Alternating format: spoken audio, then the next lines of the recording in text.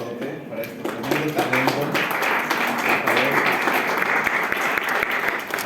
Ella nos va a hablar un poco de la historia de desarrollo y muchas cosas más, me imagino, detrás del juego de Steel Rising, que es su juego más reciente. Y pues nada, le paso la palabra, espero disfruten. Thank you. So yes, this one first will be set in English, so I hope it's okay for everyone. I'm afraid that my Spanish is terrible, so even non-existent, to be honest. So yeah, I'm very happy to be there, and I would like first to thank Maquinitas and Ventana Sur, but also l'Institut Français for having invited me here, and I'm really glad to be among you. Let's go to, yeah, so you introduced me already, so I should maybe not speak too much about that, but I could at least present Spiders. So Spiders Studio is a game development set in Paris that we created in 2008, and we specialized ourselves into the RPGs. We tried different genre of RPG, so we've made, I think that the first game we've created, Fiery, was more a turn-based game. We've also tried to do some more tactical things, and well, we went more and more action with our last games, and well, Steel Rising is a kind of Souls-like RPG, so yeah, now we're completely deep into action. Let's go to, so the idea is here to explain you the process and how we arrived into the creation of the game. So in 2019, we were working, we were releasing Gridfall. The studio was bought by Nakon, so a publisher, a French publisher. And well, Gridfall was a success, which was very exciting for us all. But at that moment, the IP of the game was into the end of focus of our previous publisher. So Nakon was not able to use it. And the team also really wanted to try another type of game. Most of them are completely, hardcore fan of Souls-like game. So, and for me it was terrible because it's absolutely not my type of game. I mean, I'm really bad at playing as this type of game. So, but it's a team, so I listened to them and said, okay, let's do something, let's try something. And Nakon was also excited into, publishing a Souls-like game, which was interesting for us. One thing also that you have to know about Spiders is that we're using our own technology. So we're using the Silk engine. It's an engine we created at the same time as the company, except that of course it evolves a lot. We improved it from a platform to another, from a game to another. But what is more interesting is that we have created along the year and games a set of tools that allow us to create some very specific things connected to RPGs. So nodal storytelling, quests, complex quest system with a lot of parameters. And these tools allow us to create complex games like Gridfall, for example. This is coming from Gridfall, not Steel Rising. I didn't have the screenshot for coming from Steel Rising, but the idea is the same. In fact, each small block is a block, regarding a choice made by the player previously in the game. The red ones are the choice that he's making at the exact moment. The blue ones are dialogues. The green ones are, action that the player needs to do. For example, opening a chest or using a lever or some this kind of thing. So, and all these are just one quest. So, all the different choices and paths that the player can take will, of course, lead to different conclusions. But this is, something that really helps us to develop games. Well, this specific type of games, in more easy and short way. At that moment also we talked with the technical team, and we decided to release our next game, which was Steel Rising, only on the next gen of console. So we were abandoning the PS4 and these other consoles, betting on the fact that 3 years later the PS5 would be everywhere. Well, it was a failure on our side, but who could have guessed that the COVID and everything would turn this console to be very hard to find. anyway, it's something that is important, and we have to acknowledge the fact that we made that decision, which was a bad decision, but well, not completely bad, because it was also a way to make sure that the game would look good on the next-gen consoles, because as you may know it all, it's always the lowest tech that is driving and creating the limitation of what you're creating. So having a game that runs on both generations is always very difficult, and it's always difficult to have a game of good quality on both generations, which is another thing that just having it, but having it of good quality is very, very difficult. So making this choice was at least something that make our life a little easier during the development. So with this information, we knew also that we will need our team to grow. So when Nathan bought our company, we were 35, developing Grateful with 35 persons. We also, of course, worked with freelancers, a few outsourced studios, but we knew that it was a bit, of course, difficult to manage to say that, to do that. And we really want to avoid crunch and overwork, so it was also something that we needed to take into account. So, and Nathan was really pushing us to recruit more people, for the team to grow, maybe to be able to develop 2 games at the same time. That's finally what we are getting at now, but at the moment it was still the beginning. And of course, COVID outbreak, so we went from 35 to 75 in the middle of that outbreak. So all the recruiting was, done remotely, all the discussion, even creative discussion were done mostly during the lockdown. So it didn't help also, and it was not easy. We had to switch the way of working, even if most of them, and we are probably not the one that are, that suffers the most from COVID. Of course, different types of industry suffered far more, but it was another difficulty that we had to integrate into the development. So at the beginning, it was not Steam Rising. It was Resurgence.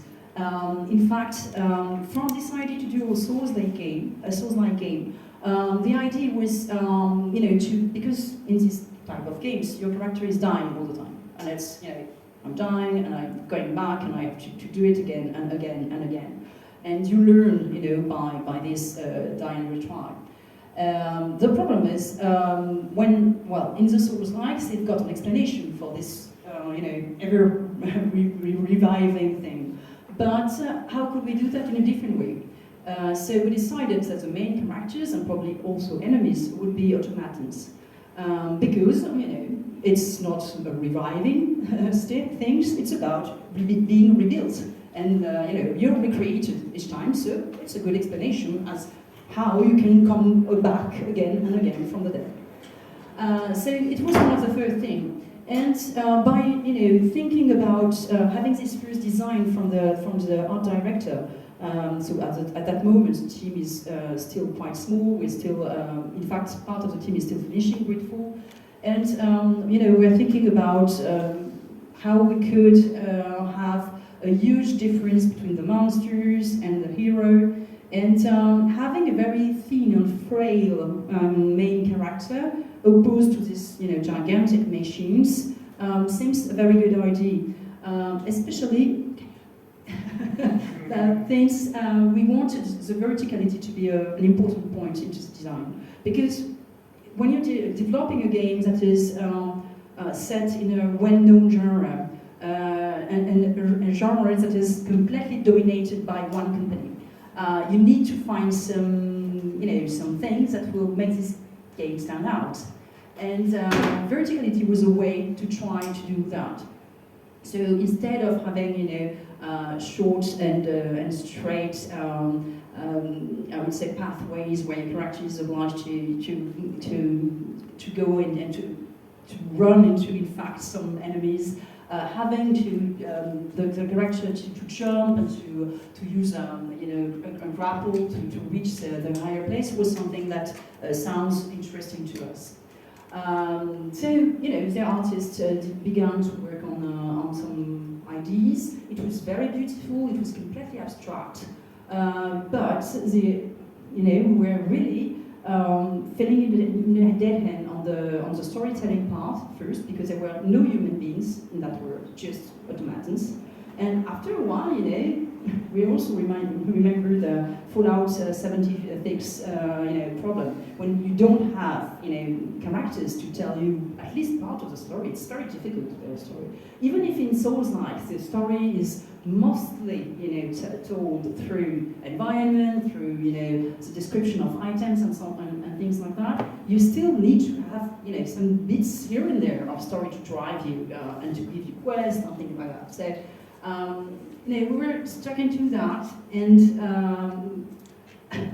I went to an exhibition. It was completely related to my work. It was, in a weekend. I was with my daughter, and I visited this exhibition, which was quite interesting, by the way. And it was not that much about the historical Marie Antoinette. It was more about the kind of pop icon that she became, and how the character was treated. For example, into mangas, into movies, into plenty of things. Dolls also, there were some very funny dolls where you could remove the hair like that, and I was wow, this is completely crazy. I didn't realize before that this character was so popular. And I went back to the office Monday, and I was mad. This idea was sticking in my head. Because it's a perfect time period for a Souls-like game. I mean, violence was, of course, very, very present at that moment. And it's also a moment with a lot of iconic moments. It's also something that is very, very famous worldwide. I mean, if there is probably one moment in the French history that is known from anyone, it's the French Revolution. This first picture we've made while developing the game, it was very, very early into the development. We were thinking about the painting, which is super famous, which, by the way, is not about this French Revolution, but another one.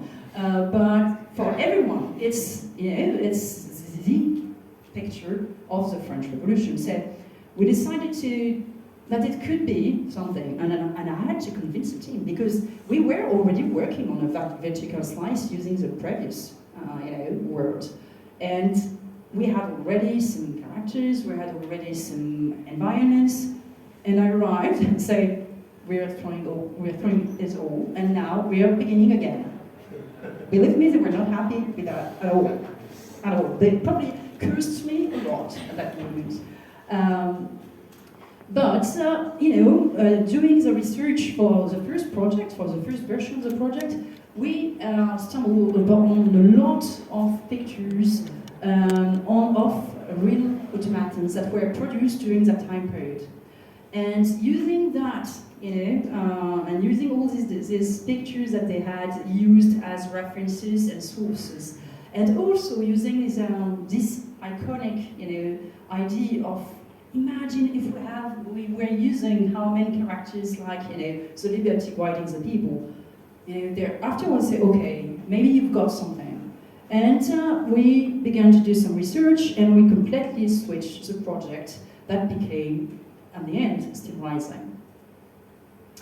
But it was, a lot of work. We need to find some new source, new references. So we spent some time looking into museums, into libraries, into online, of course, database, to make sure that we would have enough knowledge about the time period, about the places that we would represent, about the characters we would use. And because, of course, in this version we would use some living character, and most of them were coming from history. So we needed to have all these references. But it was also made easier by the fact that it was a real time period, and it was set in France. So in the end, it's not easy to go to a museum that is 200 meters away from work. So it was, interesting to work on these sources. But one of the traps of working on history is always to say, okay, where are we are we stopping, you know? Are we a really historic game? Ubisoft tried that, for example, with Assassin's Creed Unity. But in the end, you can't, we're not historians, and we want to have a fun game, not a lesson of history. So the idea was really to find the good balance between, history and historicity, to have, for example, some real buildings, but, you know, the 3 meters automatons that are roaming the city, of course, it can't be historic. So there was a moment where we had with the art team, but also, of course, the game developers, the game designers, the level designers, and the storyteller, which part of the city we would use, because we knew that we couldn't do an open world. We can't, you know, develop rendering. We don't have the same budget. We don't have the same teams, and as I already said, we're not crushing. So, you know, we had to choose some location. And this was also a process that took us some time, because, of course, some places went very easy. You know, La Bastille, okay, of course, we need that in the game, because it's one of the most famous places into the French Revolution. Probably Versailles also, because, you know, it's also a very famous place. But for all the rest of Paris, there is all these, you know, monuments, these places that changed a lot, because Paris was completely done, you know, nearly during the 19th century through Napoleon. So we had to choose some place that will remain, I would say, familiar to the players, but also that would bring and stay, I would say, true to what was Paris at that moment.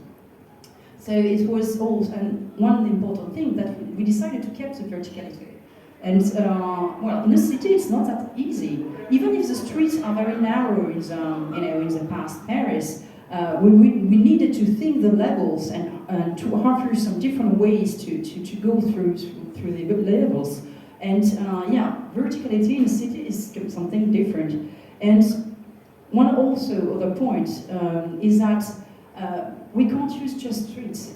After a while, it's boring. I mean, the 8th level, it's use the same, you know, narrow streets that look a little medieval with, oh, okay, there is a monument there. Fine, but it's not enough. We need to bring something new and something different and kind of breathing, you know, in the middle of all that. So we had some gardens. We needed some gardens. Gardens are terrible for verticality, but, you know, they offer a different type of gameplay. And they can offer some wide arena where we could put, you know, our huge bosses, and that would work.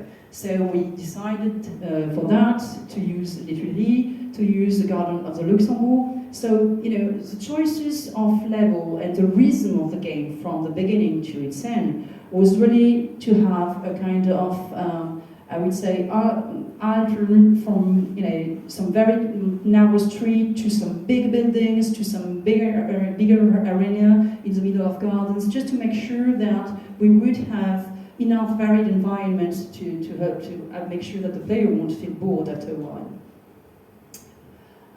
Yeah, of course, the monuments are used inside the level as beacons, so it's helpful for the navigation of the player, but it's also a way for the player to recognize, you know, even if a lot of Paris has changed. For example, this fountain is still existing. So, you know, the whole part around has completely changed, but, oh, okay, I can see where it is in the city. And it's a way to keep, once again, the balance between the past and, you know, and the fantasy on Paris. It was a little the same when we decided to choose the characters, because of course the idea was not, it's a Souls-like game, so the idea was not to have a crowded Paris with hundreds of people inside the streets. So we decided to choose, you know, some few characters, but that needed to be iconic characters, but that would bring some different point of view on the events. Having, you know, only revolutionaries, for example, would be boring, because they would have all the same point of view and the same goals and the same ideas. So we decided to choose, you know, from different, I would say, group of ideas at that moment to create our cast. And of course, we really wanted to, I would say, even if we're not an historical game, we wanted to stay true to the characters. So we picked most of our characters and tried to, not to completely betray them, except for one, which is a king, because in our game he's completely crazy and very violent.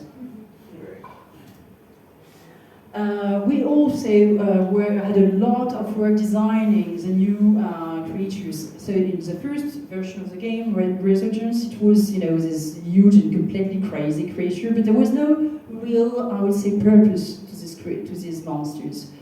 Here we decided that these first automatons created for the king were designed to entertain the court, but also to serve it. So nearly all the basic, enemies have a purpose. So we have this, for example, this is a cook, but we have plenty, we have gardeners, we have miners, we have, all these machines, even if now they're used to kill and to fight, are in fact designed to be able to work in some ways into this crazy world of the king. While doing this game, for me it was a different exercise too, because I'm used to have a lot of dialogues, really a lot of dialogues. Grateful is full of it. And cutscenes also, and we knew since the beginning that it was something that we couldn't do in this kind of game. So we had to change also the way of working and the way of telling the story. Even if we needed characters to tell the story, to give some quest, once again it's balancing. So a few dialogues that needs to be short and to to really bring the ambience of the moment, but not being too talkative like I am. We've got we had to learn other ways to tell the story. For example, in our past game, we didn't take that much time to have this long description of every item, which lore connected to every item you will find in the game. The same for the monsters, the same for the environment. We had this lore, but we're not writing everything into the game like a kind of Wikipedia. So it was a different way really to tell the story. And also we used a lot of notes, letters scattered into the environment that the player, they're not obliged to read them, but if they want to have the whole picture of what is happening, they can spend some time, reading all the thing. So it's, in fact, in the Souls game genre, you can't, force the story to the player. There will be, some things just to why him, but then the story needs to be something that he will look for and not something that is imposed to him. This is because, well, we're French, and French is not spoken by many people around the world, except by our nice cousins in Quebec, and also a bit, of course, in Belgium and Switzerland, but it's not enough to sell games, of course. As a logical thing, the game needed to be in English, but we didn't have the budget to do a full dubbing into French and English, so the choice was obvious, it needed to be English. But I was still even in the team, people saying, yes, but it's a game about French Revolution, can we really do that? And the writer who worked on the dialogue said, maybe I can try something, so we will have English, and from time to time we'll use the French words that is very famous, for example, like bonjour or madame. So we have this kind of strange mix. To be honest, I was not completely convinced. And I'm not sure that anyone was completely convinced in the team, but it was a way to be in between, these two decisions. Of course, some players would have loved, mostly French players and players from Quebec, to have a full dubbing in French, but we knew that it was not a realistic solution, because in Americans they won't play a game that is completely dubbed in another language that they are not their own. We knew that we would have lost a lot of players. Even with subtitles, it won't work. So it was a difficult choice, and I'm not sure that we find a good solution, but it was the one we made just to make sure to find once again a kind of balance between both things. It's another thing that was a bit funny, and we had to struggle a little with our publisher on that decision because, so it was like difficulty. It's I would say the kind of core, the idea of this kind of game is difficulty. And we said, yeah, but we want more players to be able to enjoy the game, so we will create an assist mode. Say, in this mode, you can even put yourself into God mode. You won't die. She was like, what? What are you saying? Are you sure? And yes.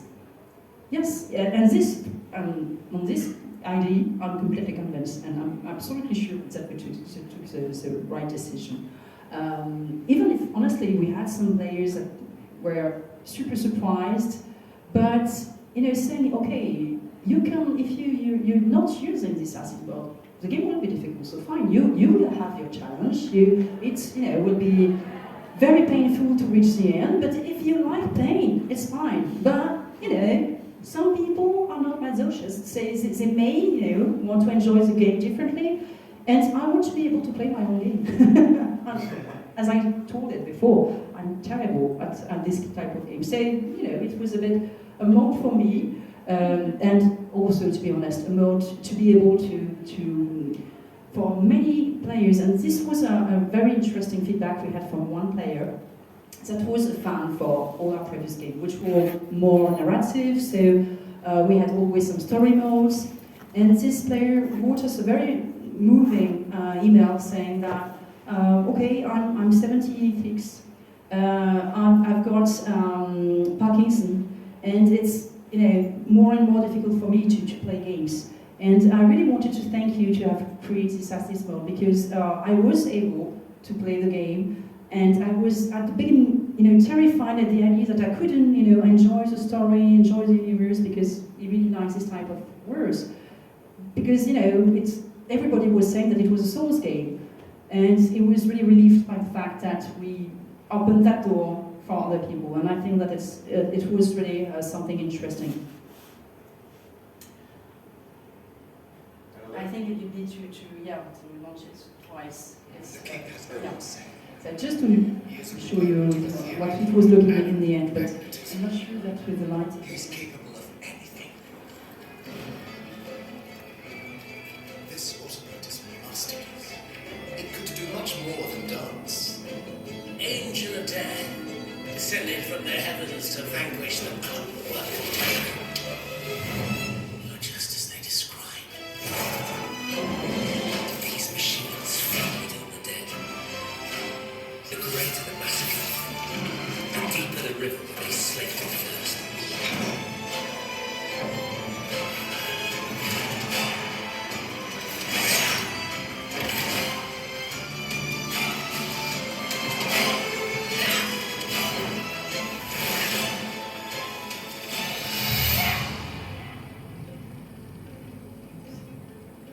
Thanks.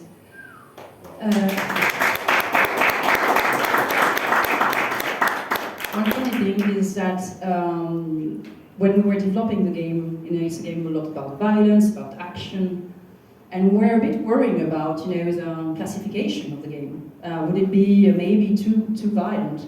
And we sent it with a recommendation for the 18 limitation, and it went back, saying, hey, no human is never hurt in the game. It's true. Machine fighting machines, no problem of violence. Even if it's, they're fighting themselves hard, but no human is hurt in the game. Fine. Even no animals, so perfectly fine. Well, so yeah, it was,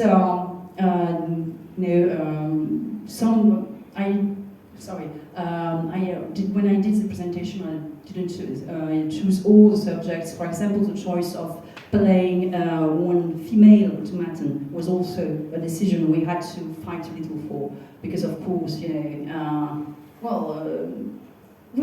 games with the female leaders are not selling that much. She's not female, she's a machine. Yeah, but she looks a lot so we also had to convince them of that choice.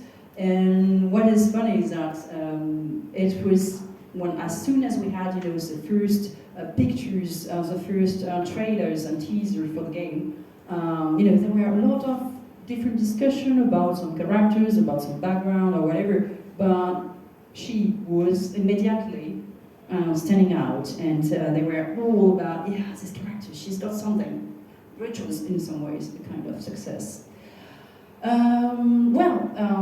Using this historical setting was in some ways useful when we began the communication in France, because of course they were kind of proud, they're using all these beautiful monuments. It's about French history, even if it's a word version of history, and we had a lot of very, very good feedbacks from not only the press, but also some museum contacted us saying, can we use your game to show, them, to try to communicate also about your museum. And we are actually working with Les Invalides, which is a museum in Paris. And they really want to use the game to do some kind of rejuvenation of the museum, which is, considered as a bit old and not that much visited, and now they want to do that, which for us was very funny.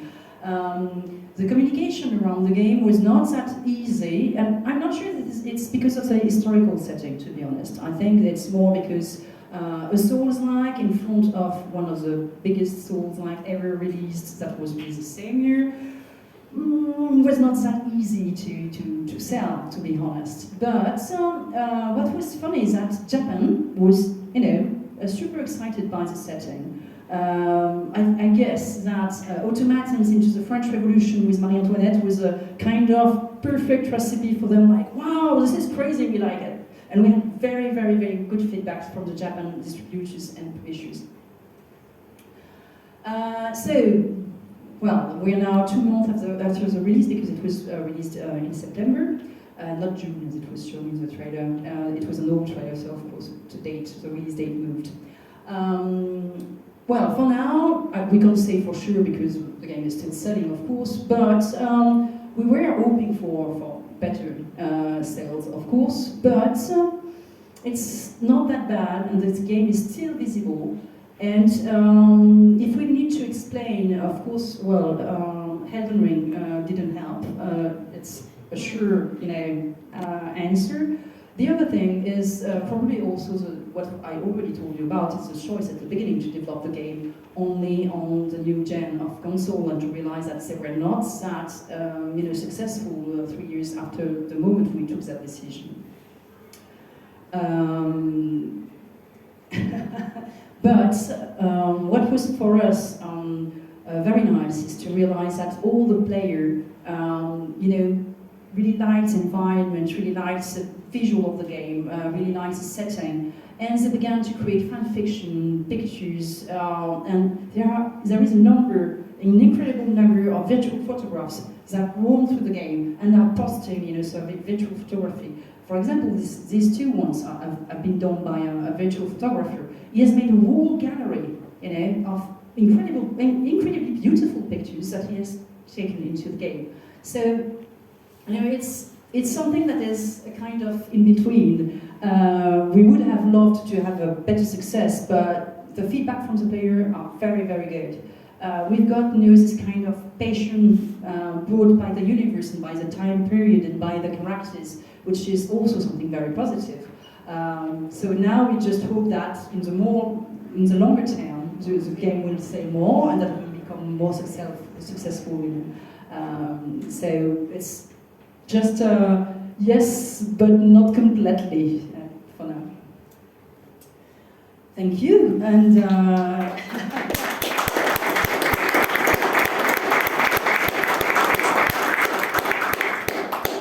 and just because this show is a lot about identity, I would say that it was really, really interesting to use our own history, even if of course we changed it a lot.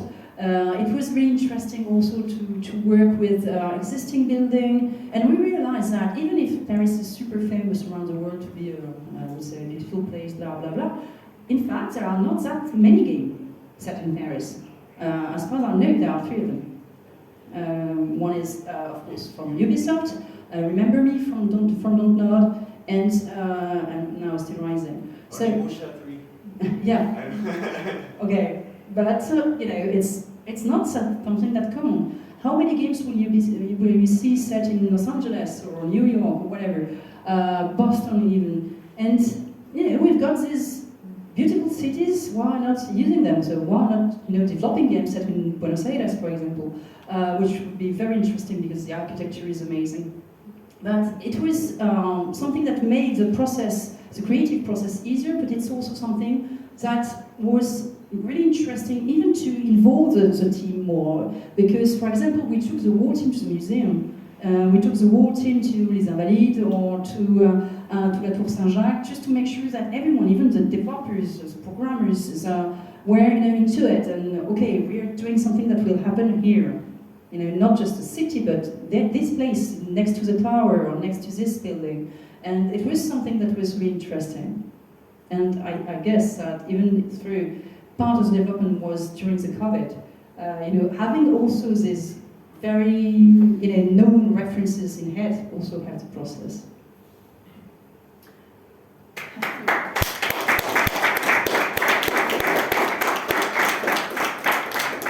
Bueno, pues muchísimas gracias. I know you just sold me a copy. I'm gonna have to get it when I get home. And pues nada, muchísimas gracias. Did you wanna add anything? If you've got questions, Okay, yeah, of course. Yeah, sure, yeah. ¿Alguien tiene preguntas? Yo puedo aquí ayudar un poquito a traducir cualquier problema. A ver, levantó primero. First of all, thank you. Amazing game. My question is more related with the financial part of the business of the game. So, is from the 0 minute you have a budget. I don't know how many money you have spent in this, but I think it's a lot. I don't know if you can share that with us, but it probably can be in order to put some kind of limit there in our minds. As you can guess, having 75 people working, you know, costs some money. Yeah. But it was budget between, it's around 7 million euro of development. 7 million euro. So, well, more or less, but it's really around this budget. So it's big, but not that big. For this kind of game, not that big. And the reason is, once again, I mean, part of the reason is the fact that we have a very seasoned team that has worked on many, many RPGs before. So it's, you know, always helpful when you're still, even if it's a little different than the previous games, there are still a lot of mechanisms that are the same. And the other reason is the fact that we're using our new technology. It's more difficult to recruit people because, you know, they can't know our technology before coming to the company. But when they're in, with all the tools that we have already produced, that really helps the process into creating new quests, creating new, I don't know, items, creating new monsters and so on. It makes the process a little faster. Yeah. So it was 3 years of development, around 7 million euros. On your definition of success, I mean, you are making reference about the size of the game, right? Of course. In fact, I'm comparing to Gridfall, which was nearly immediately a success. And Gridfall is a game that we manage now. So 3 years after the release of the game, we're around 2 million units sold for Gridfall. And now we know that, except if there is a miracle, we won't reach the same type of numbers for Still Rising. So it's not, the game is good enough to stand out, and because we have also this unique universe, we managed to survive, and I think I'm quite sure that the game will sell enough, but not be the huge success we were hoping for. Okay, and the final one, you talk about the decision about the genre, right? I mean, that was more like, okay, the guys want to do this, I'm going to follow them, that kind of situation. I'm a terrible boss, but sometimes to time I'm listening to my teams. I get that. But you have some kind of rationale behind the decision, saying you have some metrics there, saying this genre, that genre, let's see that in this we have a clear spot here, no, or it's more like guts. Well, there is so at the very beginning when you're choosing which genre going to develop, you can have metrics, but most of them is, it won't be very useful because you're 3 or even more years before the release of the game, so everything can change. When we made that decision, we didn't know how Elden Ring was in development because, of course, it was too early for them to communicate about their game. So, you have to take some risk also. What I wouldn't do is to, for example, to begin the development of a completely different genre, because that would be stupid. We've got a team who has already this knowledge, we've got these tools, so let's do it. And we're in fact also great fan of RPGs, so it's also something that is, I think, in the DNA of the company. But part of that, being more action or more tactical or more, narrative or whatever, it's more something that is depending on the, I would say the will of the team. Also about the universe. For example, we have just announced the fact that we're developing Gridfall 2. And of course, as it's now an IP, we want to do a Souls-like game with it, because it wouldn't make sense. So we will go back to a more narrative and type of RPG. So it's, it depends on what we want to do, but also, of course, of the IP, also probably, when you're working in 3 or 4 years on a game, at the end, you're a bit tired. You want to experiment something different. And probably because the development of Gridfall was the first time we spent 3 years on a game, we were a bit, we wanted something different. And Steel Rising offered us this opportunity.